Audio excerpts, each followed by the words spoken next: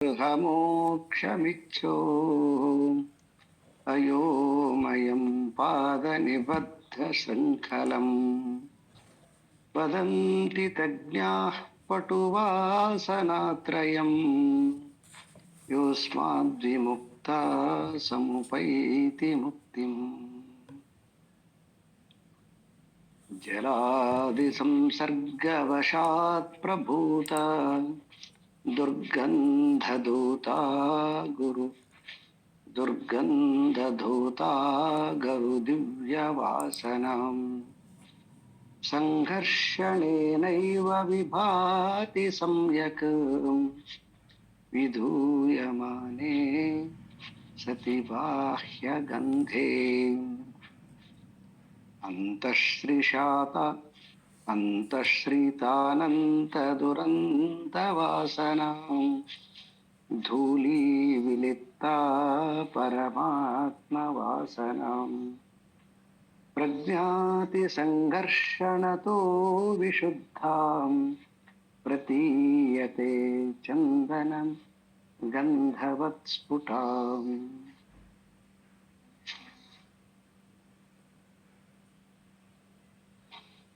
ಯಾವುದನ್ನ ಸ್ವರೂಪವನ್ನ, ನಮ್ಮ ನಿಜವಾದ ಸ್ವಸ್ವರೂಪವನ್ನ ಪರಿಚಯ ಮಾಡಿಸಿದ ಮೇಲೆ ಆ ಪರಿಚಯ ಮಾಡಿರ್ತಕ್ಕಂಥದ್ದು ಯಾವುದು ವಸ್ತು ದರ್ಶನದ. ಆದರೆ ಈ ಮುಮುಕ್ಷು ಆಗಿರ್ತಕ್ಕಂಥವನಿಗೆ, ಅಭ್ಯಾಸಿ ಆಗಿರ್ತಕ್ಕಂಥವನಿಗೆ ಅದು ಕಬ್ಜಕ್ಕೆ ಬರೋದಿಲ್ಲ. ಕಬ್ಜಕ್ಕೆ ಬರಲ್ಲ ಅಂದ್ರೆ ತನ್ನ ಅಧೀನ ಆಗೋದಿಲ್ಲ ಅಂತ. ಈಗ ನಾವು ಫ್ಯಾಮಿಲಿಗಳಲ್ಲಿ ನೋಡ್ತೀವಲ್ವಾ, ಚಿಕ್ಕ ವಯಸ್ಸಿರುವಾಗ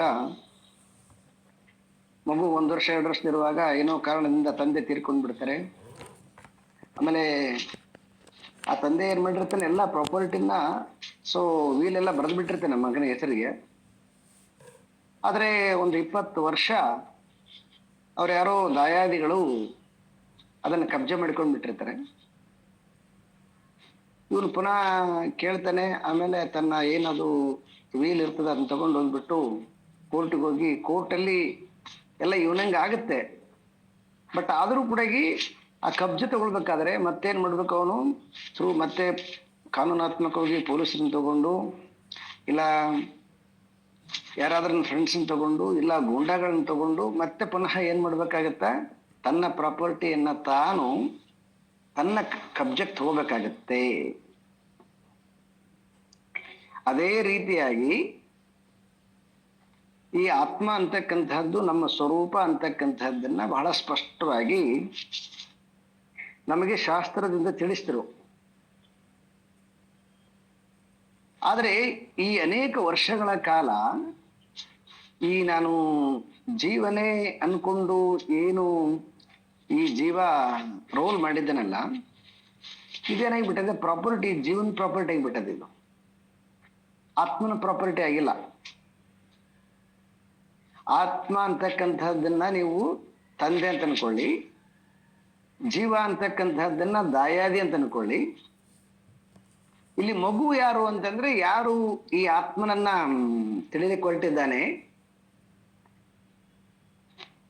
ಅಭ್ಯಾಸಿ ಅಥವಾ ಮುಮುಕ್ಷು ಅಂತ ಹೀಗೆಲ್ಲ ಶಬ್ದಗಳನ್ನ ಪ್ರಯೋಗ ಮಾಡ್ಬೋದು ನಾವು. ಈಗ ನಾವೆಲ್ಲ ಯಾರು ಅಂತಂದ್ರೆ ಮಗುನ ಸ್ಥಾನದಾಗ ಅದೀವಿ. ನಮ್ಮ ತಂದೆ ಯಾರು, ಆತ್ಮನೇ ನಮ್ಮ ತಂದೆ.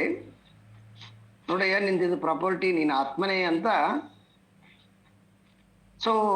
ನಮಗೆಲ್ಲ ಪ್ರಾಪರ್ಟಿ ಶಾಸ್ತ್ರದ ಮುಖಾಂತರ ಬರೆದು ಬಿಟ್ಟಿದ್ದಾನೆ.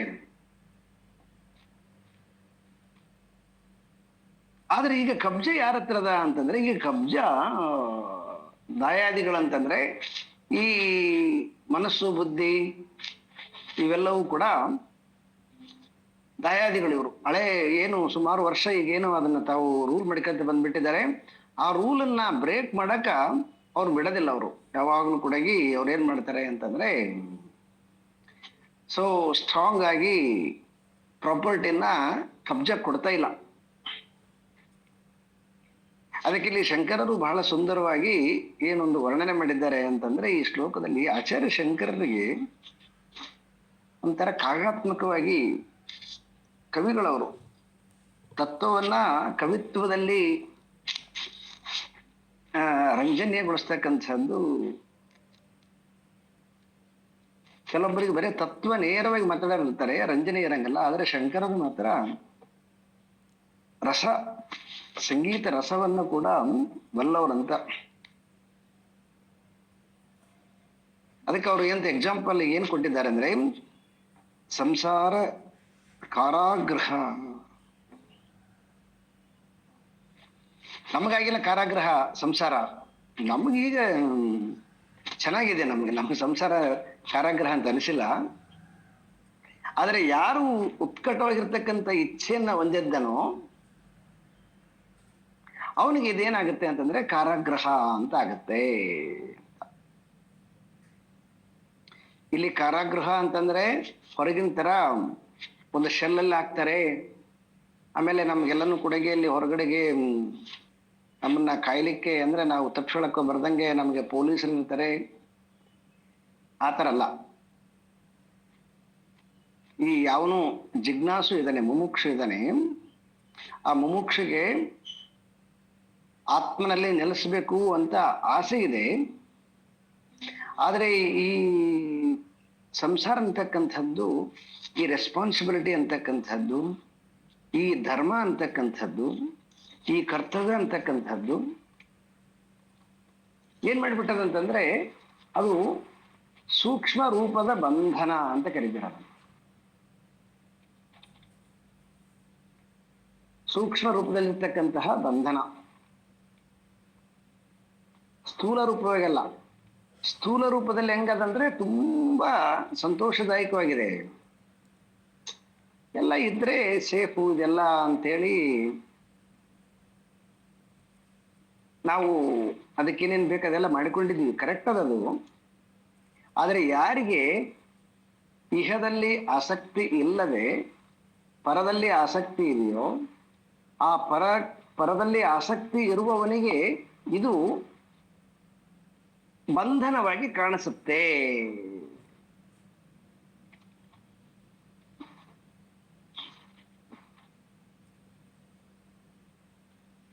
ಮೋಕ್ಷಂ ಇಚ್ಛೋ ಅಂತ, ಮೋಕ್ಷವನ್ನ ಇಚ್ಛೆ ಉಳ್ಳಂತವನಿಗೆ ಅಂದ್ರೆ ಈ ಮೋಕ್ಷ ಅಂತಂದ್ರೆ ಬಿಡುಗಡೆ ಅಂತ.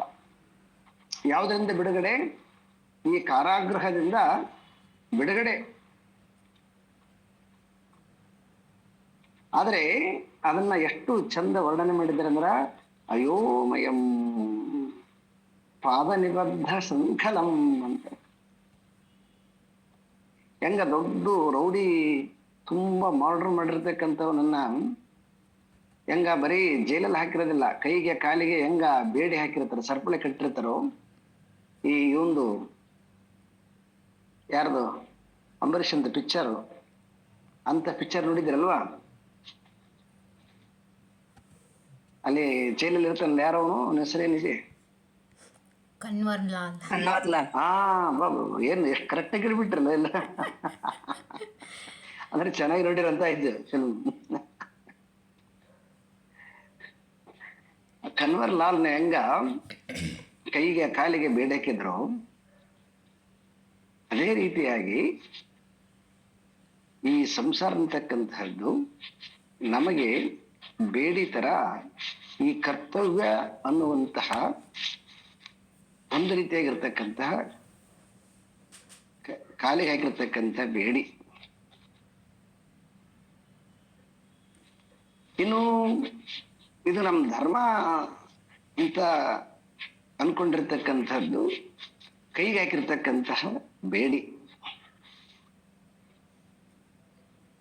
ಈ ಬೇಡಿಗಳು ಅಲ್ಲಿ ಕಾರಾಗೃಹದಲ್ಲಾದ್ರೆ ಅದನ್ನ ಪೊಲೀಸರು ಅದು ಲಾಕ್ ಓಪನ್ ಮಾಡಬೇಕು. ಆದ್ರೆ ಇಲ್ಲಿ ಲಾಕ್ ಓಪನ್ ಮಾಡಕ್ ಯಾರು ಇನ್ನೊಬ್ರಿಲ್ಲ ಇಲ್ಲಿ. ಯಾಕಂತಂದ್ರೆ ಅಲ್ಲಿ ಹೊರಗಡೆಗೆ ಬೇರೆಯವ್ರು ನಮ್ಮನ್ನ ಬಂಧಿಸಿದ್ದಾರೆ. ಬಟ್ ಆದ್ರೆ ಇಲ್ಲಿ ನಾವೇನಾಗಿದ್ವಿ ಅಂದ್ರ ನಾವೇ ಕೈಕೊಳಕೊಂಡ್ಬಿಟ್ಟಿದೀವಿ.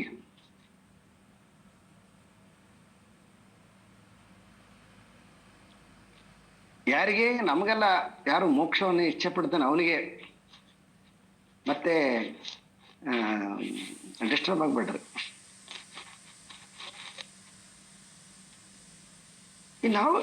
ನಾವು ಆ ಯಾರು ಅವನು ಪ್ರಶ್ನೆ ಕೇಳಕ್ ಬೈದಲ್ಲ, ಈ ಸ್ಟೂಡೆಂಟ್ ಶಿಷ್ಯ ಅವನಿಗೆ ಹೇಳ್ತಾ ಇದ್ದಾರೆ, ನಮಗೆಲ್ಲ ಶಂಕರ್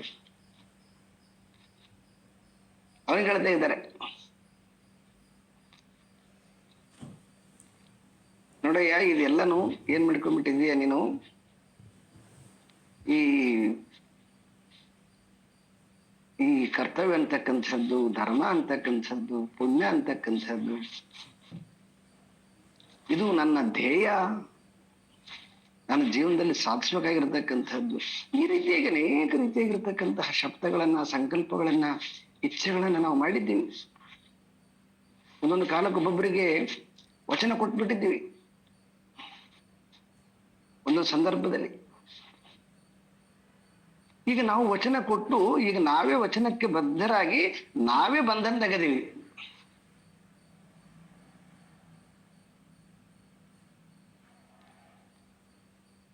ಒಂದೊಂದು ವಯಸ್ಸಲ್ಲೇ ಒಬ್ರಿಗೆ ಒಂದೊಂದು ರೀತಿಯಾಗಿರ್ತಕ್ಕಂಥ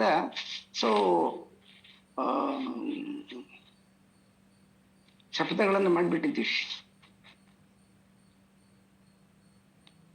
ಈಗ ಆ ಶಪಥಗಳು ನಾವು ಯಾರು ಬಿಡಿಸ್ಬೇಕು ಅದನ್ನ ಬೇರೆ ಯಾರು ಬಿಡಿಸಕ್ ಸಾಧ್ಯ ಇಲ್ಲ. ಯಾಕಂದ್ರೆ ಇಲ್ಲಿ ನಾವೇ ಮಾಡಿಕೊಂಡಿದ್ದೀವಿ ಶಪಥ. ಈಗ ನಾವೇ ಶಪಥದಿಂದ ಬಿಡುಗಡೆ ಬಿಡಬೇಕು. ಹಾಗಿತ್ತಂದ್ರೆ ಏನಾಗುತ್ತೆ ಇಲ್ಲಿ? ಶಪಥದಿಂದ ಬಿಡುಗಡೆ ಅಂತಂದಗಳಿಗೆ ಮತ್ತೆ ಶಪಥ ಮುರಿದಂಗಾಗತ್ತಲ್ವಾ? ಏನ್ ಮಾತು ಕೊಟ್ಟಿದ್ದೀವಿ ಆ ಮಾತನ್ನ ಬ್ರೇಕ್ ಮಾಡಿದಂಗಾಗತ್ತಲ್ವಾ? ನಾನು ಲೋಕದಲ್ಲಿ ಅಯೋಗ್ಯ ಅಂತ ಅನ್ಸ್ಕೊಳ್ತೇನಲ್ವಾ? ಇದು ದ್ವಂದ್ವ ಶುರುವಾಗಿಬಿಡುತ್ತದೆ ಮನಸ್ಸಿಗೆ.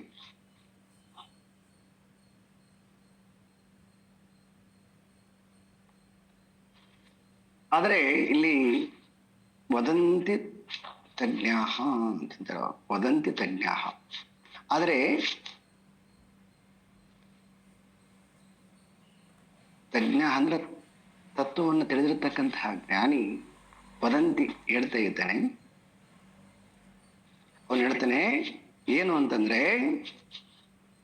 ಈ ಕಾರಾಗೃಹದಿಂದ ನೀನು ಬಿಡುಗಡೆಯನ್ನ, ಕಾರಾಗೃಹದಿಂದ ನೀನು ಹೊರಗಡೆ ಬರಬೇಕು. ಹೊರಗಡೆ ಬಂದಾಗ ಮಾತ್ರ ನಿನಗೆ ಆ ಕಾರಾಗೃಹದಿಂದ ಬಿಡುಗಡೆ ಆಗುತ್ತೆ. ದಿಟ್ ಈಸ್ ಮುಕ್ತಿ. ಮುಕ್ತಿ ಅಂದ್ರೆ ಹೋಗಿ ಏನೋ ಪಡ್ಕೊಳ್ಳೋದಲ್ಲ. ಮುಕ್ತಿ ಅಂದ್ರೆ ಅರ್ಥ ಏನಂತಂದ್ರೆ, ಯಾವುದು ನಮಗೆ ಕೈಗಳಿಗೆ ಬೇಡಿಗಳು ಹಾಕೊಂಡಿದ್ದೀವೋ ಆ ಬೇಡಿಗಳನ್ನ ನಾವು ಬಿಚ್ಕೊಳ್ಬೇಕು. ದಟ್ ಈಸ್ ಮುಕ್ತಿ. ಏನು ಯಾವ ತರದ ಬೇಡಿಗಳದೇವ ಅಂತಂದ್ರೆ ಇನ್ನೊಂದು ಸ್ವಲ್ಪ ಸೂಕ್ಷ್ಮ ಹೇಳ್ತಾರೆ. ವಾಸನಾತ್ರಯಂ ಯೋ ಅಸ್ಮಾತ್ ಮುಕ್ತಃ. 3 ರೀತಿಯಾಗಿರ್ತಕ್ಕಂತಹ ವಾಸನೆಗಳು.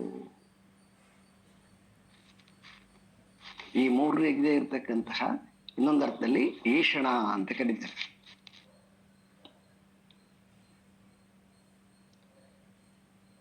ಈಷಣಗಳಂತಂದ್ರೆ 3 ಈಷಣಗಳು: ಲೋಕೇಶಣ, ವಿತ್ತೇಷಣ ಮತ್ತೆ ಪುತ್ರೇಷಣ ಅಂತ. ಮೊದಲು ಲೋಕೇಶಣ ಅಲ್ಲ, ಮೊದಲು ವಿತ್ತೇಷಣ ಅಂತ. ವಿತ್ತ ಅಂತಂದ್ರೆ ದುಡ್ಡು. ಯಾಕಂತಂದ್ರೆ ದುಡ್ಡಿದ್ದಾಗ ಮಾತ್ರ ನಮ್ಮ ಕಾಮನೆಗಳನ್ನು ತೀರ್ಸ್ಕೊಳಕ್ಕಾಗತ್ತಲ್ವಾ? ಹಾಗಾಗಿ ಮೊದಲು ಏನ್ ಮಾಡ್ತೀವಿ ನಾವು? ಹಣವನ್ನ ಸಂಪಾದನೆ ಮಾಡ್ತೀವಿ. ವಿತ್ತೇಷಣ. ಹಣ ಸಂಪಾದನೆ ಮಾಡಿ ಒಂದು ಮನೆ ಕಟ್ಟಿಕೊಂಡು ಸೆಟ್ಲ್ ಆದ್ಮೇಲೆ ಅವಾಗ ನೆಕ್ಸ್ಟ್ ಏನ್ ಮಾಡ್ತೀವಿ ನಾವು? ಮದುವೆ ಮಾಡಿಕೊಂಡು ಅದರ ಪರಿಣಾಮದಿಂದ ಸಂತತಿಯನ್ನ ಡೆವಲಪ್ ಮಾಡಿ ಅವಾಗ ಏನ್ ಮಾಡ್ತೀವಿ? ಪುತ್ರೇಷಣ. ಮಕ್ಕಳಿಗೋಸ್ಕರವಾಗಿ ಜೀವನ ಮಾಡೋದು. ಮೊದಲು ದುಡ್ಡು ಸಂಪಾದನೆ ಮಾಡೋಕ್ಕೋಸ್ಕರವಾಗಿ ಜೀವನ ಮಾಡೋದು. ದುಡ್ಡು ಸಂಪಾದನೆ ಮಾಡಿ ಅದಾದ್ಮೇಲೆ ಮಕ್ಕಳಿಗೋಸ್ಕರವಾಗಿ ಸೊ ಜೀವನ ಮಾಡೋದು. ಸಾಮಾನ್ಯವಾಗಿ ಸುಮಾರು ಜನ ಇಷ್ಟಕ್ಕೆ ಶಟ್ಲ್ ಆಗ್ತಾರೆ. ಇವೇ ಕೆಲವೊಬ್ಬರಿಗೆ ಮುಗಿಸಕ್ಕಾಗಲ್ಲ. ಇನ್ನು ಕೆಲವೊಬ್ಬರು ಸ್ವಲ್ಪ ಇದಕ್ಕಿಂತ ಆಚೆ ಬಂದು ಲೋಕೇಶಣ. ಲೋಕೇಶಣ ಅಂತಂದ್ರೆ, ಲೋಕೇಶನ್ ಅಂತಕ್ಕಂಥದ್ದು ವಿತ್ತದಲ್ಲಿ ಪುತ್ರನಲ್ಲಿ ಇರ್ತಕ್ಕಂಥವ್ರಿಗೂ ಕೂಡ ಇರ್ತದೆ. ಸೊಸೈಟಿಯಲ್ಲಿ ನಾನು ಒಳ್ಳೆ ಗೃಹಸ್ಥ, ನಾನು ಒಳ್ಳೆ ಗಂಡ, ಒಳ್ಳೆ ಹೆಂಡತಿ, ಒಳ್ಳೆ ಮಗು, ಒಳ್ಳೆ ಅಧಿಕಾರಿ, ಒಳ್ಳೆ ಕಲಾವಿದೆ, ತುಂಬಾ ಬುದ್ಧಿವಂತ, ತುಂಬಾ ಪವರ್ಫುಲ್ ವ್ಯಕ್ತಿ, ಇವೆಲ್ಲ ತುಂಬಾ ಸುಂದರವಾಗಿರ್ತಕ್ಕಂಥವ್ರು. ಇವೆಲ್ಲವನ್ನು ಕೂಡ ಲೋಕದಲ್ಲಿ ಐಡೆಂಟಿಟಿ, ನಮ್ಮನ್ನು ನಾವು ಗುರುತಿಸ್ಕೊಳ್ತೀವಿ. ಇದೆ ಲೋಕೇಶಣ. ಅವು ಒಂದು ಸಾರಿ ನಾವು ಗುರುತಿಸ್ಕೊಂಡ್ಬಿಟ್ಟು ಅಂತಂದ್ರೆ ಅವೊಂಥರ ಡ್ರೆಸ್ ಹಾಕೊಂಡಂಗ. ಆಮೇಲೆ ಆ ಡ್ರೆಸ್ಸು ಮೇಂಟೈನ್ ಮಾಡಕ್ಕೆ ಎಷ್ಟು ಒದ್ದಾಡ್ತಾರೆ ಅಂದ್ರೆ, ಇಲ್ಲ ನಾನು ಇಷ್ಟು ದಿವಸ ಹೀಗೆ ಬದುಕಿದ್ದೀನಿ, ಈಗ ನಾನು ಬ್ರೇಕ್ ಮಾಡ್ಬೇಕಂದ್ರೆ ಹೇಗೆ ಅಂತ ಇಡೀ ಅವರ ಅಂತರಾತ್ಮ ಗದ ಗದ ಗದ ಗದ ಗದ ನಡಗುತ್ತೆ ಒಳಗಡೆ. ಕಾಲಿಂದ ಹಿಡಿದು ಪಾದದಿಂದ ಹಿಡಿದು ತಲೆ ತನಕ. ಇವಳು ಯಾರು ಗಾಂಧಾರಿ, ಆ ಒಂದೊಂದು ಮಗು ತನ್ನ ಮಕ್ಕಳು ಒಬ್ಬರು ತೀರ್ಕೊಂಡಂಗಲ್ಲ, ಒಂದೊಂದು ಭಾಗದಲ್ಲಿ ನೋವಾಗ್ತಿತ್ತು. ಕೊನೆಗೆ ಯಾವಾಗ ದುರ್ಯೋಧನ ಕೂಡ ತೀರ್ಕೊಂಡ್ಬಿಟ್ಟಂದಗಳಿಗೆ ಕಾಲಿಂದ ಹಿಡ್ಕೊಂಡು ತಲೆ ತನಕ ಒಳಗಡೆಗೆ ಯಾರೋ ಎಲ್ಲ ನರಗಳನ್ನ ಕತ್ತರಿಸ್ತಾ ಇದ್ದಾರೆ ಅಂತ ಕೆಲವೊಬ್ಬರು ಕವಿಗಳು ವರ್ಣನೆ ಮಾಡಿದ್ದಾರೆ. ಮಹಾಭಾರತದಲ್ಲಿ ಮೂಲ ಪಾಠದಲ್ಲಿ ಆ ಥರ ಇಲ್ಲ, ಬಟ್ ದುಃಖ ಇದೆ ಅಂತ ಹೇಳ್ತಾರೆ. ಬಟ್ ಆದ್ರೆ ಇನ್ನು ಕೆಲವೊಬ್ಬರು ರಚನಾತ್ಮಕವಾಗಿ ಕವಿಗಳು ವರ್ಣನೆ ಮಾಡಿದ್ದಾರೆ ಆ ಥರ. ಸಂತೋಷವನ್ನ ಎಷ್ಟು ರಮಣೀಯ ಮಾಡ್ತಾರೋ ದುಃಖವನ್ನು ಕೂಡ ಅಷ್ಟೇ ಅವ್ರಿಗೆ ಯೋಗ್ಯತೆ ಇರ್ತದೆ. ಎಷ್ಟು ನಗಿಸ್ತಾರೋ ಅಷ್ಟೇ ಅಳಿಸ್ತಾರೋ ಅವರು. ಅವ್ರ ಹತ್ರ ಎರಡು ಶಕ್ತಿ ಇರ್ತದ.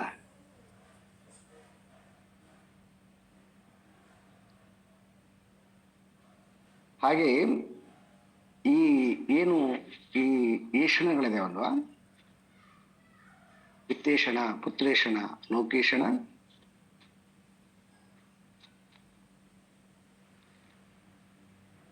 ಇನ್ನು ಇಷ್ಟಲ್ದನೆ ಇನ್ನು ಕೆಲವೊಂದು ಏಷಣಗಳನ್ನು ಕಟ್ಟಿಕೊಂಡಿರ್ತಾರೆ. ಹಂಗೆ ಕೆಲವೊಬ್ರು ಅವ್ರವ್ರ ಲೆವೆಲಲ್ಲಿ ಅವ್ರವ್ರಿಗೆ ಸಂಬಂಧಪಟ್ಟಿರ್ತಕ್ಕಂಥ ಯಾವ್ದ್ರ ಜೊತೆಗೆ ಅಟ್ಯಾಚ್ಮೆಂಟ್ ಇರ್ತಾರ, ಒಟ್ರು ಏಷಣಗಳಿರ್ತಾವ. ಆದ್ರೆ ಪ್ರಮುಖವಾಗಿ 90% ಜನಕ್ಕಿರ್ತಕ್ಕಂಥದ್ದು ಇದು ಹೇಳಿದ್ದಾರೆ. 3 ಗುಣ. ಈ ಏಷಣಾತ್ರಯಗಳು ವಾಸನಾತ್ರಯ ಅಂತ ಕರೆದಿದ್ದಾರೆ ಇವನ್ನ. ಇನ್ನೊಂದು ಅರ್ಥದಲ್ಲಿ ವಾಸನಾ ಅಂತಕ್ಕಂಥದ್ದೇನಂತಂದ್ರೆ ಜಾಗೃತ ಸ್ಥೂಲ ಶರೀರದ ಅಭಿಮಾನ, ಸೂಕ್ಷ್ಮ ಶರೀರದ ಅಭಿಮಾನ, ಮತ್ತೆ ಕಾರಣ ಶರೀರದ ಅಭಿಮಾನ. ಇದು ಕೂಡ ವಾಸನಾತ್ರಯ ಅಂತ ಕರೀತಾರೆ. ಈ ವಾಸನೆಗಳು ನಮ್ಮ ಹೃದಯದಲ್ಲಿ ಬಹಳ ಭದ್ರವಾಗಿ ಇದಾವೆ. ಎಷ್ಟು ಭದ್ರವಾಗಿದ್ದೇವ ಅಂದ್ರೆ ಅದು ಅವರವರು ಎಷ್ಟೆಷ್ಟು ಅಟ್ಯಾಚ್ಮೆಂಟ್ ಅದು ಅಷ್ಟು ಸರಪಳಿಗಳು ಜಾಸ್ತಿ ಇದಾವೆ.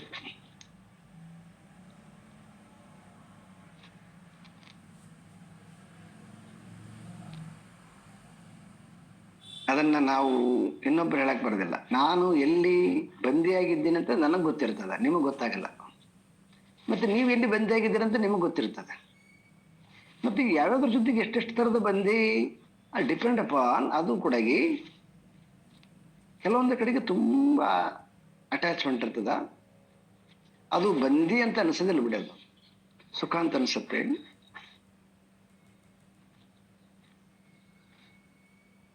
ಯಾವಾಗ ಬಂಧನ ಆಗತ್ತೆ ಅಂತಂದ್ರೆ ಬಿಡಿಸ್ಕೊಳ್ಬೇಕು ಅಂತಂದಾಗ ಅವಾಗ ಗೊತ್ತಾಗುತ್ತೆ ಅದೆಷ್ಟು ಸ್ಟ್ರಾಂಗ್ ಆಗ್ಯದ ಸರಪಳಿ ಅಂತ ಹೇಳಿ. ಹಾಗಾಗಿ ಇಲ್ಲಿ ನಮಗೆ ಕೋರ್ಟು ಜಡ್ಜ್ಮೆಂಟ್ ಕೊಡುತ್ತೆ, ನೋಡಿ ಇದು ಪ್ರಾಪರ್ಟಿ ನಿಂದು, ಸೊ ಹಾಗಾಗಿ ನಿನಗೆ ಕಾನೂನಾತ್ಮಕವಾಗಿ ಎಲ್ಲ ರೀತಿಯಿಂದ ಸೊ ನೀನು ಎಲಿಜಿಬಲ್ ಇದೆಯಾ ನಿನ್ನ ಪ್ರಾಪರ್ಟಿನ ಪಡ್ಕೊಳ್ಳೋಕೆ, ಏನು ಮುಕ್ತಾತ್ಮನೆ, ನೀನು ಬಂಧಿಯಾಗಿರ್ತಕ್ಕಂಥವನು ಅಲ್ಲ ಹಾಗೆ ಅನ್ಕೊಂಡಿದ್ದೀಯಾ. ಈಗ ಅವ್ರ ಕಬ್ಜದಲ್ಲಿ ಇರ್ಬೋದು ಜಮೀನು, ಆದರೆ ನಿನ್ನ ತಂದೆ ಅದು ನಿನಗೆ ವೀಲ್ ಬರೆದ್ಬಿಟ್ಟಿದ್ದಾನೆ ಅದು ನಿಂದೆ ಅಂತ ಹೇಳಿ ಜಡ್ಜ್ಮೆಂಟ್ ಪಾಸ್ ಆಗತ್ತೆ. ಇಂದಿನ ಇದರಲ್ಲಿ ಜಡ್ಜ್ಮೆಂಟ್ ಪಾಸ್ ಮಾಡಿಬಿಟ್ರು ಶಂಕರ್ ನಮಗ, ಆತ್ಮ ಅಂದ್ರೆ ಏನು ಅಂತ ತಿಳಿಸ್ಬಿಟ್ರು. ಆದ್ರೆ ನಾವು ಆತ್ಮರಾಗಿಲ್ಲ. ಯಾಕೆ ಅಂತಂದ್ರೆ ಈ ಏಷಣಾತ್ರಯಗಳು ವಾಸನಾತ್ರಯಗಳು ನಮ್ಮನ್ನ ಏನ್ ಮಾಡ್ಬಿಟ್ಟವ, ಇವು ಬಂಧಿ ಆಗಿಬಿಟ್ಟಿದ್ದಾವೆ, ಇವು ನಮ್ಮನ್ನ ಬಂಧಿಸಿಬಿಟ್ಟಿದ್ದಾವೆ. ಈ ಬಂಧನದಿಂದ ಹೊರಗಡೆ ಯಾರು ಕರ್ಕೊಂಡು ಬರ್ಬೇಕು? ಇಲ್ಲಿ ಯಾರು ಕರ್ಕೊಂಡು ಬರಕ್ ಸಾಧ್ಯನೇ ಇಲ್ಲ. ಶಾಸ್ತ್ರನೂ ಕರ್ಕೊಂಡು ಬರಂಗಿಲ್ಲ, ಗುರು ಕರ್ಕೊಂಡು ಬರಂಗಿಲ್ಲ, ಮತ್ತೆ ಪರಮಾತ್ಮನೂ ಕರ್ಕೊಂಡು ಬರಂಗಿಲ್ಲ.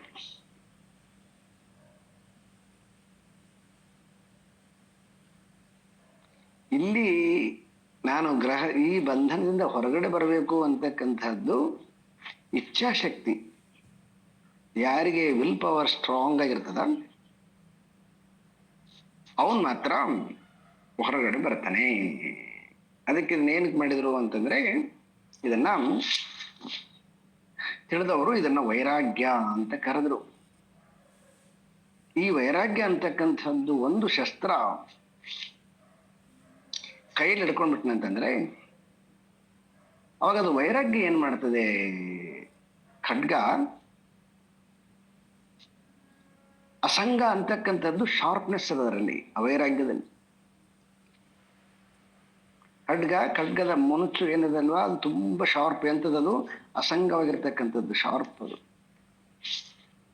ಆ ಅಸಂಗವಾಗಿರ್ತಕ್ಕಂತಹ ಖಡ್ಗದಿಂದ ನಾವು ಯಾವಾಗ ಈ ಏಷಣಾತ್ರಯಗಳನ್ನ ನಾವು ಕಟ್ ಮಾಡ್ತಾ ಬರ್ತೀವಿ,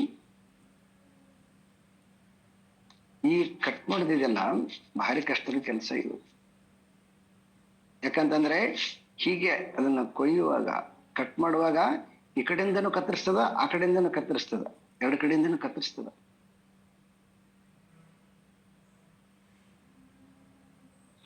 ಆದ್ರೆ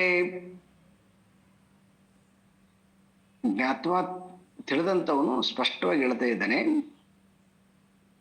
ಯಾರಿಗೆ ಈ ಶೃಂಖಲೆಗಳಿಂದ ಬಿಡುಗಡೆ ಅಂತ ಬೇಕಂತ ಅಂದ್ಕೊಂಡ್ಕೊಳ್ತಾರೋ, ಯಾರು ಬಯಸ್ತಾರೋ ಅವರು ಖಂಡಿತವಾಗ್ಲೂ ಕೂಡ ಈ ವಾಸನಾತ್ರಯಗಳನ್ನ ಕಳಿಸ್ಕೊಳ್ಬೇಕಾಗತ್ತೆ.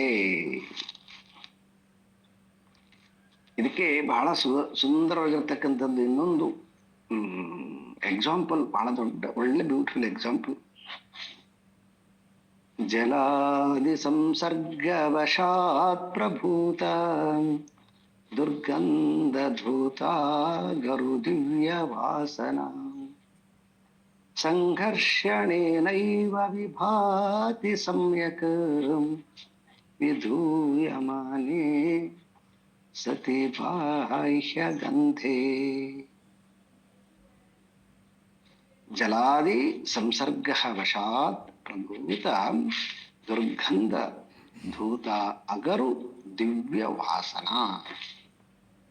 ಜಲಾದಿ ಸಂಸರ್ಗ ವಶಾತ್ ಅಂದ್ರೆ ಒಂದು ಬ್ಯೂಟಿಫುಲ್ ಆಗಿರ್ತಕ್ಕಂಥ ಎಕ್ಸಾಂಪಲ್ ಕೊಟ್ಟಿದ್ದಾರೆ. ಅಗರು ಅಂತಂದ್ರೆ ಶ್ರೀಗಂಧದ ಕಟ್ಟಿಗೆ.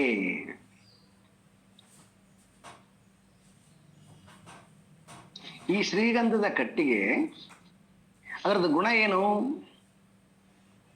ಅದರದ್ದು ಗುಣ ಯಾವಾಗಲೂ ಕೂಡ ಅದು ಶ್ರೀಗಂಧವನ್ನ ಸೂಚಿಸುವಂತಹದ್ದು.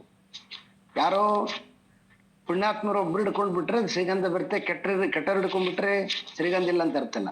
ಯಾರು ಹಿಡ್ಕೊಂಡ್ರು ಯಾರು ಹಿಡ್ಕೊಳ್ದಿದ್ರು ಯಾರು ಹಿಂದೆ ಇದ್ರು ಅದರ ಸ್ವಭಾವ ಏನು ಅಂತಂದ್ರೆ ಅದು ಶ್ರೀಗಂಧವನ್ನ ಸೂಸುವಂತಹದ್ದು, ಅಂದ್ರೆ ಅದು ಪಸರಿಸುವಂತಹದ್ದು, ಅದರದ್ದು ಗುಣ. ಹಾಗೆ ನಮ್ಮ ಆತ್ಮ ಅಂತಕ್ಕಂಥದ್ದು ಯಾವುದೇ ಬಂಧನಗಳಿಲ್ಲದ ಮುಕ್ತವಾಗಿರ್ತಕ್ಕಂತಹ, ಸ್ವತಂತ್ರವಾಗಿರ್ತಕ್ಕಂತಹ, ಆನಂದವಾಗಿರ್ತಕ್ಕಂತಹ, ನಿತ್ಯ ಪರಿಪೂರ್ಣವಾಗಿರ್ತಕ್ಕಂತಹ ನಮ್ಮದು ಸ್ವರೂಪ. ಆದರೆ ಬೈ ಮಿಸ್ಟೇಕ್ ಅಂದ್ರೆ ಅದು ಪ್ರಕೃತಿಯ ಗುಣ ಏನಾಗಿದೆ ಅಂತಂದ್ರೆ, ಶ್ರೀಗಂಧ ಏನಾಯ್ತು ಅಂತಂದ್ರೆ ಒಂದು ಬಾವಿ ಅಥವಾ ಒಂದು ಕೆರೆಗಳಲ್ಲಿ ಏನಾಯ್ತು, ಯಾರೋ ಎಷ್ಟು ಬಿಟ್ರು,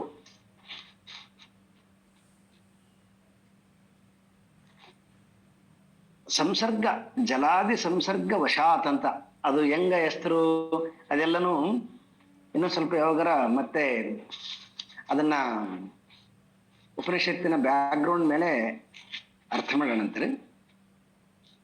ಅದನ್ನು ಈಗ ಇಷ್ಟಕ್ಕೆ ತಗೊಳ್ಳೋಣಂತ. ಅಂತನೂ ಕೂಡ ಈಗ ಏನಾಗ್ಯದ ಎಕ್ಸಾಂಪಲ್ ಆಗಿ ತಗೊಂಡು ಡಿಸ್ಕಸ್ ಮಾಡೋಣಂತ. ಶ್ರೀಗಂಧ ಏನಾಗಿಬಿಟ್ಟದ, ಒಂದು ಕೆರೆಯಲ್ಲಿ ಯಾರೋ ಹಾಕಿಬಿಟ್ಟಿದ್ದಾರೆ. ಆ ಕೆರೆ ಮೂಮೆಂಟ್ ಇಲ್ಲದೆ ಇರ್ತಕ್ಕಂತಹ ನೀರು ಅವಾಗ ಏನಾಗುತ್ತೆ, ನ್ಯಾಚುರಲ್ ಆಗಿ ಅದು ಈ ಪಾಚಿ ಅಂತಕ್ಕಂಥದ್ದು ಬೆಳ್ಕೊಂಡ್ ಬಿಡ್ತದ. ನೀರಿನ ಗುಣ ಅದು. ಪಾಚಿ ನೀರಲ್ಲಿ ಎಲ್ಲಿರ್ತದೆ, ಅನೇಕ ವರ್ಷಗಟ್ಟಲೆ ಆ ನೀರಲ್ಲಿ ಬಿದ್ದಿರ್ತಕ್ಕಂಥದ್ದು ಆ ಶ್ರೀಗಂಧ ಏನಾಯ್ತು ಅಂತಂದ್ರೆ ಆ ನೀರಿನ ಸಂಗದಿಂದ ಪಾಚಿ ಅದರ ಮೇಲೆ ನಿಧಾನವಾಗಿ ಮೆತ್ತಿಕೊಳ್ತಾ ಬಂದ್ಬಿಡ್ತು.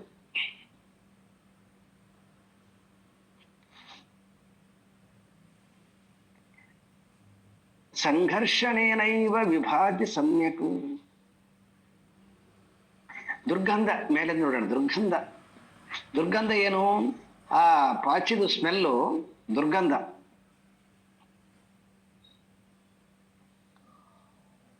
ಅದು ಏನಾಗಿದೆ ಅಂದ್ರೆ ಅದರದ್ದು ವಸ್ತುತಃ ದಿವ್ಯ ವಾಸನೆ, ಆದರೆ ಅದು ಪಾಚಿಯ ಸಂಪರ್ಕದಿಂದ ಏನಾಗಿಬಿಡ್ತು ಅಂತಂದ್ರೆ ಈಗ ತನ್ನ ವಾಸನೆಯನ್ನ ಸೂಸದಂಗಾಗಿಬಿಟ್ಟು ಈಗ ಪಾಚಿ ತರ ಆಗಿಬಿಡಿತು ಅದು.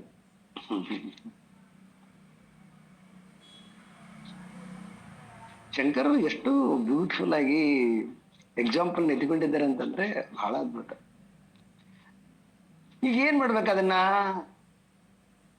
ಈಗ ನಮಗೆ ಅಲ್ಲಿ ವೈದ್ಯಶಾಸ್ತ್ರ ಅಂದ್ರೆ ಆಯುರ್ವೇದ ಶಾಸ್ತ್ರ ಗೊತ್ತಿರೋನು ಹೇಳ್ತಾ ಇದ್ದಾನೆ, ಅದು ಶ್ರೀಗಂಧ, ಅದು ಇದಂಗೆ ಶ್ರೀಗಂಧ ರೀ, ಶ್ರೀಗಂಧ ಸ್ಮೆಲ್ ಬರಬೇಕು, ಇದು ಬರೀ ದುರ್ಗಂಧ ಬರ್ತಾ ಇದೆ, ಇದಂಗೆ ಶ್ರೀಗಂಧ ಆಗತ್ತೆ ಅಂತ.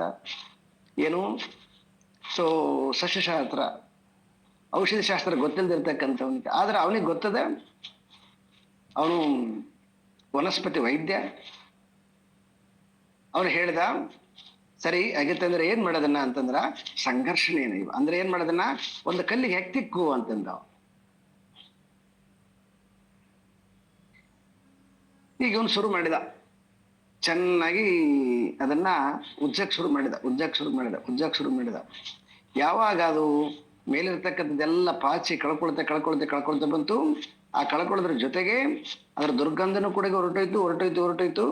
ಯಾವಾಗ ಸಂಪೂರ್ಣವಾಗಿ ಪಾಚಿನ ಕಳ್ಕೊಂಡ್ ಬಿಡ್ತೋ ಆವಾಗ ಅದು ತನ್ನ ಮತ್ತೆ ಶ್ರೀಗಂಧವನ್ನು ಸೂಚಿಸಕ್. ಇದು ಯಾವಾಗ್ಲೂ ಈ ಶ್ಲೋಕ ನೆನ್ಪಿಟ್ಕೋಬೇಕು ನೋಡ್ರಿ. ಮತ್ತೆ ಸುಗಂಧ ಬರಕ್ ಶುರುವಾಯ್ತು. ಮೊದಲೇನಾಗಿತ್ತು, ಆ ಪಾಚೀಕರಣದಿಂದ ಕಂಪ್ಲೀಟ್ ಆಗಿ ಅದು ಮುಚ್ಕೊಂಡ್ಬಿಟ್ಟಿತ್ತು. ಈಗ ಅವನು ಹೇಳಿದ ಚೆನ್ನಾಗಿ ಉಜ್ಜೋದನ್ನ ಉಜ್ಜು ಅಂತ ಚೆನ್ನಾಗಿ ಉಜ್ಜಿದ್ಮೇಲೆ ಈಗ ಅದೇನಾಯ್ತದೆ, ನಿಧಾನವಾಗಿ ಆ ಪಾಚಿ ಕಳ್ಕೊಂಡು ಮತ್ತೆ ಶ್ರೀಗಂಧ ಫಸಲಿಸಲಿಕ್ಕೆ ಶುರುವಾಯ್ತು. ಸೂಚಿಸಲಿಕ್ಕೆ ಶುರುವಾಯಿತು.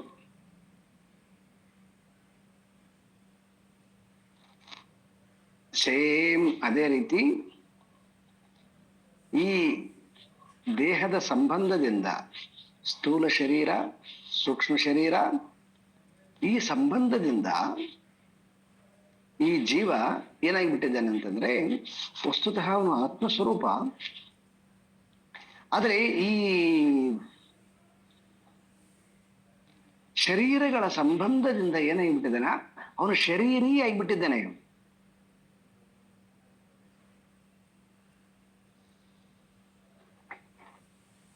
ಈಗ ಶರೀರ ಆಗಿಬಿಟ್ಟು ಹೆಂಗದು ಶ್ರೀಗಂಧದ ಕೊರಡು ಪಾಚಿನ ಮೈ ಮೇಲೆ ಹಾಕೊಂಡ್ಬಿಟ್ಟು ಹೆಂಗ ಪಾಚಿನ ಸ್ಮೆಲ್ ಬರಕ್ ಶುರು ಆಯ್ತು, ಹಾಗೆ ನಾವು ಪರಮಾತ್ಮ ಆಗಿರ್ತಕ್ಕಂಥವ್ರು ಈಗೇನಾಗಿಬಿಟ್ಟಿದ್ದೀವಿ,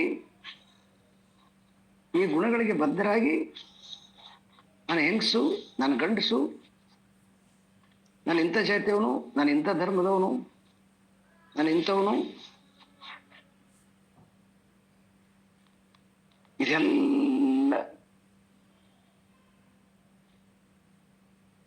ಎಲ್ಲ ಪಾಚಿ ಗುಣಗಳು ಇಲ್ಲ, ದೇಹದ ಗುಣಗಳು. ನಾನು ಸುಂದರವಾಗಿದ್ದೀನಿ, ನಾನೆಷ್ಟು ಚೆನ್ನಾಗಿದ್ದೀನಿ, ನಾನೆಷ್ಟು ಶ್ರೀಮಂತಿಗಿದೆ ನನ್ನ ಹತ್ರ, ಎಲ್ಲ ಅನೇಕ ರೀತಿಯಾಗಿರ್ತಕ್ಕಂತಹ ಪಾಚಗಳು. ಮತ್ತೆ ಯಾವಾಗ ಇವನ್ನ ಪ್ರೊಟೆಕ್ಟ್ ಮಾಡಬೇಕು, ಇವನ್ನ ಉಳಿಸ್ಕೊಳ್ಬೇಕಂತ ಹೇಳ್ಬಿಟ್ಟು ಅವಕ್ಕೇನಾದ್ರು ಧಕ್ಕೆ ಆದಗಳಿಗೆ ನಾನು ದುಃಖ ಪಡ್ತೀನಿ, ಯಾವಾಗಲೂ ಕೂಡ ಅವ್ರ ಬಗ್ಗೆ ಹೆದರ್ಕೊಳ್ಳಿ ಭಯ ಪಡ್ತೀನಿ. ಮತ್ತೆ ಯಾರು ಅವ್ರನ್ನ ಟಚ್ ಮಾಡಿಬಿಟ್ರೆ ಭಯ ಪಟ್ಟು ಬಿಡ್ತೀನಿ. ಹೀಗೆ ನಾವೇನಾಗಿ ಬಿಟ್ಟಿದ್ದೀವಿ ಅಂತಂದ್ರೆ ನಮ್ಮ ರಿಯಾಲಿಟಿ ಎಲ್ಲ ಗುಣ ಕಳ್ಕೊಂಡ್ ಬಿಟ್ಟಿದ್ದೀವಿ. ಕಳ್ಕೊಂಡ್ಬಿಟ್ಟು ಈ ದೇಹ ಮನಸ್ಸಿನ ಎಲ್ಲ ಗುಣಗಳನ್ನ ಆರೋಪ ಮಾಡಿಕೊಂಡ್ಬಿಟ್ಟು ನಮ್ಮನ್ನ ನಾವೇ ನಮ್ಮ ಸ್ವರೂಪವನ್ನ ಕಳ್ಕೊಂಡು ಈ ದುರ್ಗಂಧದ ಸ್ವರೂಪ, ದುರ್ಗಂಧದ ವಾಸನೆಯನ್ನ ಬೀರಗಚ್ಚಿ ಬಿಟ್ಟಿದ್ವಿ. ಎಷ್ಟು ದುರ್ಗಂಧ ಇದೆ ಗೊತ್ತಾ? ಸ್ವಲ್ಪ ನೋಡ್ರಿ ದುರ್ಗಂಧ ಹೆಂಗ್ ಬಂದ್ಬಿಡ್ತದ. ಯಾರನ್ನಾದ್ರೂ ಸ್ವಲ್ಪ ಹೊಗಳು ಬಿಟ್ರೆ ಸಾಕು, ದುರ್ಗಂಧ ಬಂದ್ಬಿಡ್ತದೆ. ಗುರುಗಳು ನೋಡಿ, ಟೀಚರು, ಸರು, ಅವ್ರು ಮಾತ್ರ ಹೊಗಳ್ತಾರೆ, ಬಂದ್ಬಿಟ್ಟು ದುರ್ಗಂಧ.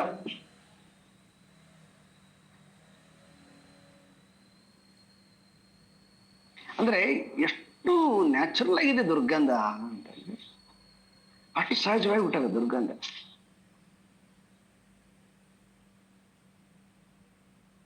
ಅವ್ರು ಯಾರನ್ನ ಹೊಗಳಕ ಪಾಠ ಮಾಡ್ತಾರಲ್ವಾ ಅಂತ ಯೋಚನೆ ಬರಂಗಿಲ್ಲ. ಯಾಕೆ ಅವ್ರನ್ನ ಹೊಗಳಿದ್ರು? ಆಯ್ತು ನೋಡ್ರಿ, ದುರ್ಗಂಧ ಮತ್ತೆ ಜಾಸ್ತಿ ಆಗ್ತಾ ಬಂದ್ಬಿಟ್ಟಿದೆ.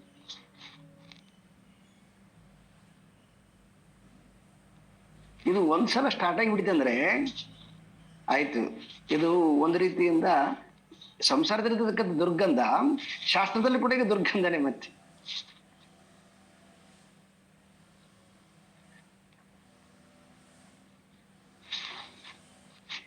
ಈ ಸಂಶಯ ಅಂತಕ್ಕಂಥದ್ದು ದುರ್ಗಂಧ ಅತ್ಯಂತ ಕೆಟ್ಟದಾಗಿರತಕ್ಕಂಥದ್ದು. ಎಲ್ಲಿಯವರೆಗೆ ಸಂಶಯದ ವಾಸನೆ ನಮ್ಮ ಹತ್ರ ಇರ್ತದೋ ಅಲ್ಲಿ ತನಕ ನಾವು ಯಾರೂ ಕೂಡ ಶಾಂತಿಯಾಗಿರ್ಲಿಕ್ಕೆ ಸಾಧ್ಯನೇ ಇಲ್ಲ.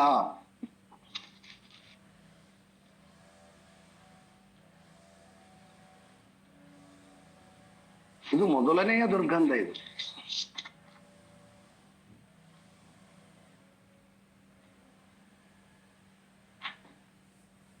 ಇದು ಅತ್ಯಂತ ಆಳದಲ್ಲಿರ್ತಕ್ಕಂಥದ್ದು ಮತ್ತೆ ಬೇಗ ಕಾಣಿಸ್ಕೊಳ್ತಕ್ಕಂಥದ್ದು.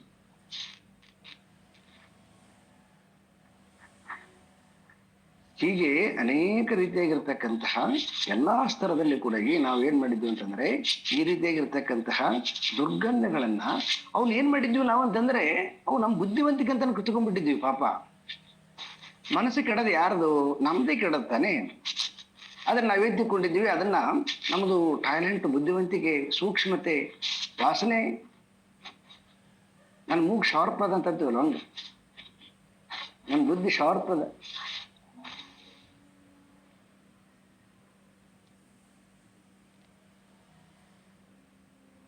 ಅದಕ್ಕೆ ಶಾಸ್ತ್ರ ನಮ್ಗೆ ಹೇಳ್ತಾ ಇದೆ, ದುರ್ಗಂಧ ಆಲ್ರೆಡಿ ದುರ್ಗಂಧನೇ ಅದ, ಮತ್ತೆ ಮತ್ತೆ ಇನ್ನಷ್ಟು ದುರ್ಗಂಧಗಳನ್ನ ಯಾಕೆ ಹಚ್ಕೊಳ್ತೀರಯ್ಯ?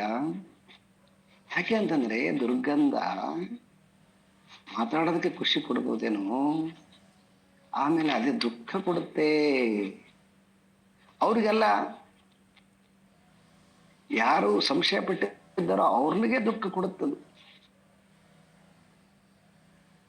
ಯಾಕಂದ್ರೆ ಯಾರ ಹತ್ರ ದುರ್ಗಂಧ ಇದೆಯೋ ಅವ್ರನ್ನ ಮೊದಲು ಇದು ಮಾಡುತ್ತಿಲ್ಲ, ದುರ್ಗಂಧಮಯವಾಗಿ ಮಾಡುತ್ತಲ್ವಾ.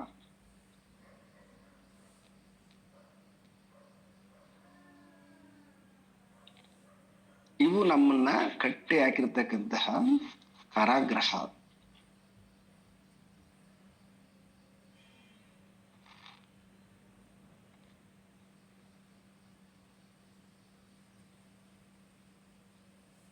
ಯಾವಾಗ ಅದನ್ನ ನಾವು ಚೆನ್ನಾಗಿ ಉಜ್ಜುತ್ವಿ ಗಂಧದ ಕೊರಡನ್ನ, ಅವಾಗ ಅದು ಪುನಃ ಮತ್ತೆ ಸುಗಂಧವನ್ನು ಸೂಚಿಸ್ತೋ. ಹಾಗೆ ನಾವೇನ್ ಮಾಡ್ಬೇಕು, ಈ ಮನನ ಅಂತಕ್ಕಂತಹ ಶಾಸ್ತ್ರದಿಂದ, ಇದು ಕಲ್ಲಿದ್ದಂಗಿದು, ಇದನ್ನ ನಮ್ಮ ಮನಸ್ಸನ್ನು ಉಜ್ಜಬೇಕು, ಮಥನ ಮಾಡ್ಬೇಕು. ಇದ್ರ ಮೇಲೆ ಮಥನ ಮಾಡಿ ಈ ದುರ್ಗಂಧಗಳು ಎಲ್ಲ ತೆಗೆದುಬಿಟ್ಟು ಅಂತಂದ್ರೆ ಆವಾಗ ದುರ್ಗಂಧಗಳಿಂದ ಬಿಡುಗಡೆಯೇ ಮುಕ್ತಿ. ಓಂ ಪೂರ್ಣಮದಃ ಪೂರ್ಣಮಿದಂ ಪೂರ್ಣಾತ್ ಪೂರ್ಣಮುದಚ್ಯತೆ ಪೂರ್ಣಸ್ಯ ಪೂರ್ಣಮಾದಾಯ ಪೂರ್ಣಮೇವಾವಶಿಷ್ಯತೆ. ಓಂ ಶಾಂತಿ ಶಾಂತಿ ಶಾಂತಿ. ಹರಿ ಓಂ. ಶ್ರೀ ಗುರುಭ್ಯೋ ನಮಃ. ಹರಿ ಓಂ.